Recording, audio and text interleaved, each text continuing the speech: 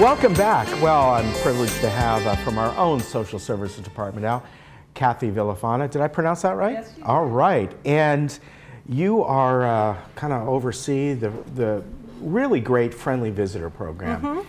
And it's really, we're gonna get into it, but it's really kind of a two-part thing. You have the people that get visited, and then the visitors. The visitors and the visitorees. I don't know how that sounds, but so we have the volunteers. Yeah, we have the volunteers, and Yes. then what I call the participants. Okay. Yeah, that's how we try to. Yeah, it's easier for me. So that tell way. us just in general what the purpose of this. What's this program all Okay, about? so it's part of the social services department. Yeah. I'm in there, and the program is we train active members in the community, in residents, to be welcoming companions to less active members in the community.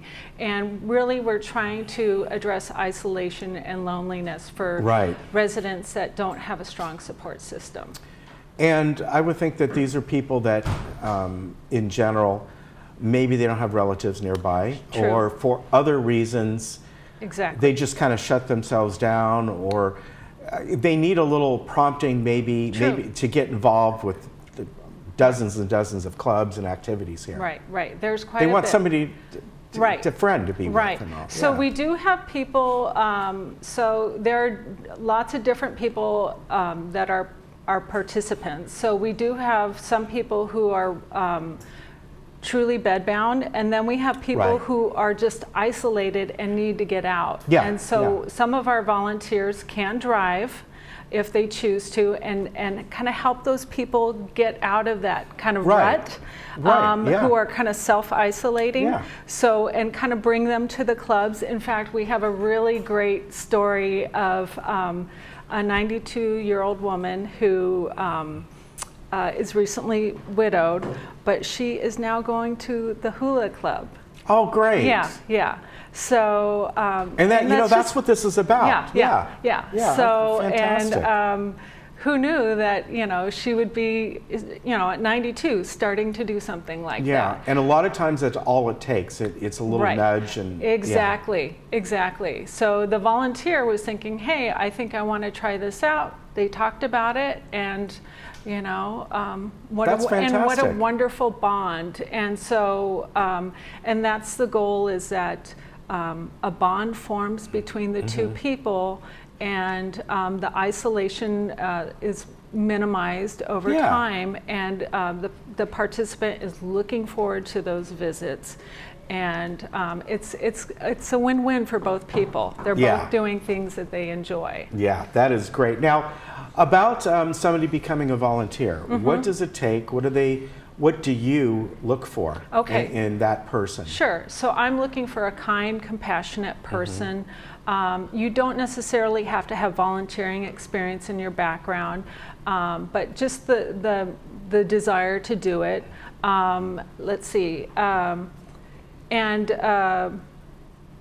Just wanting to develop a bond with somebody, and come into our office or just contact me, and I want to just really talk to you, and kind of know like your background, because what I'm going to do with that information, like what your interests are, what your background is. If you worked in aerospace perhaps, then I'm going to match you with somebody who participant who was in the aerospace field, and then I'm going to match you, because then there's going to be that instant kind of chemistry, if you will. And then I'll invite, once I kind of get that kind of history of you, then I will invite you to a training, and it's a 2-part training that you'll go to. And then we'll go from there. But then we'll do matching. So once you go through that. Now, what is the commitment do you look at? Because I think that would be a really important thing. Really important. So my ideal scenario is that you're visiting a participant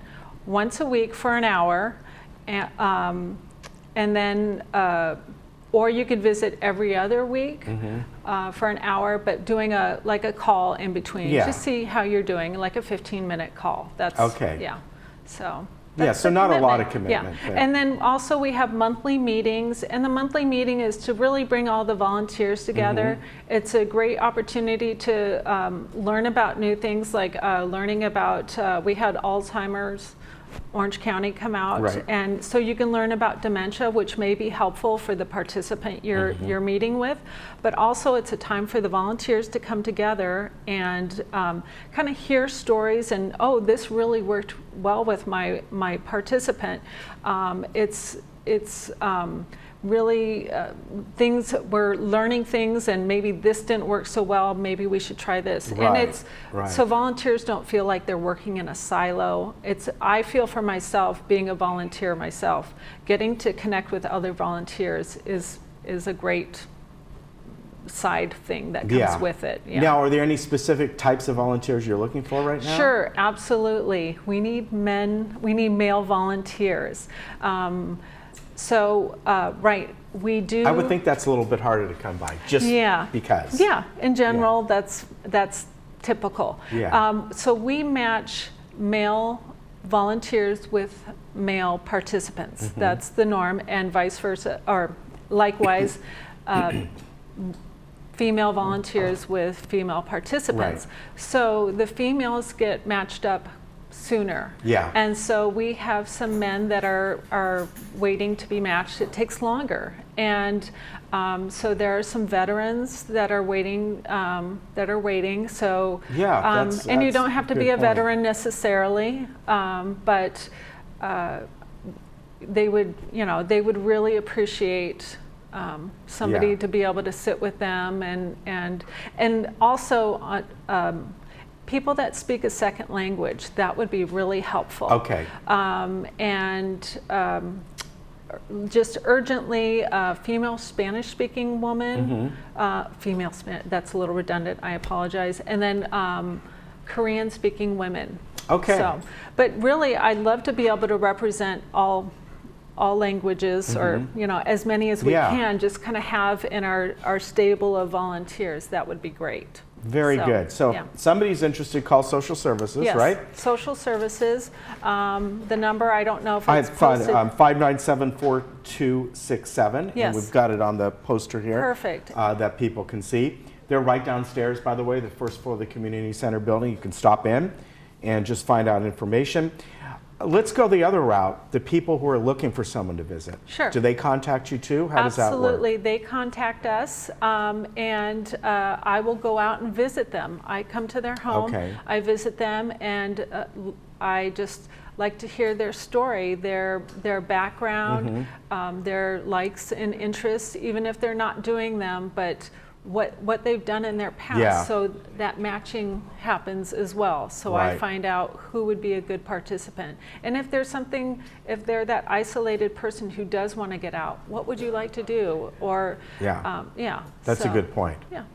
All right, very good. Always good to see you, Kathy. Thank you. All the great folks down there in social services. And maybe you're not in need of anything right now. Stop down there, and that way you see what they have to offer. Definitely. So when the day comes, you know where to go, and you kind of, you go somewhere, you keep that in your mind now. Hey, I know where they're at. I can see what they can help with, or just general information about things. Stop down there, say hi, they're good people. Thank you. All right, you take care. We'll be right back.